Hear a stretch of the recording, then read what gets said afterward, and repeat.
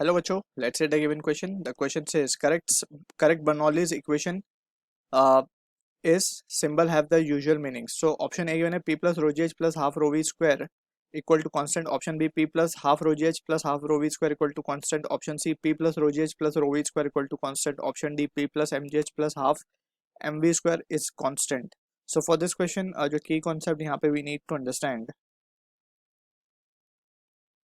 is the concept of Bernoulli's theorem.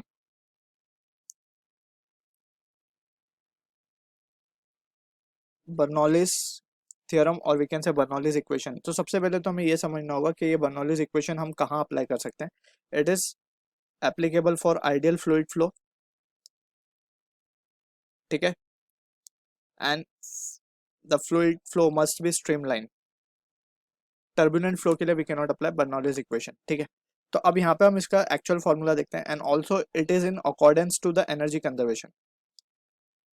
Energy conservation, तो जो fluid basically flow करता है तो उसके पास जो एनर्जी एसोसिएटेड होती है that is what we can calculate using Bernoulli's equation. अब यहाँ पे अगर हम देखें, लेट सपोज हमारे पास एक पाइप है कुछ इस तरीके से, वेरिएबल क्रॉस सेक्शन है इसका एंड इसके दोनों एंड कुछ अलग अलग हाइट पे हैं। ये अगर हम मान ले कि ये हमारा रेफरेंस लेवल है तो ये एक एंड उसका हाइट h1 पे है एंड दूसरा एंड जो है उसका हाइट h2 पे है फ्रॉम द रेफरेंस, ठीक है। इसमें से लिक्विड जो है फ्लो कर रहा है इस तरीके से, यहाँ से जो वेलोसिटी आ रही है वो v2 से बाहर आ रहा है and the liquid getting inserted with velocity v1। Area of cross section a1 a2 वगैरह वगैरह हम यहाँ पे लिख सकते हैं, ठीक है।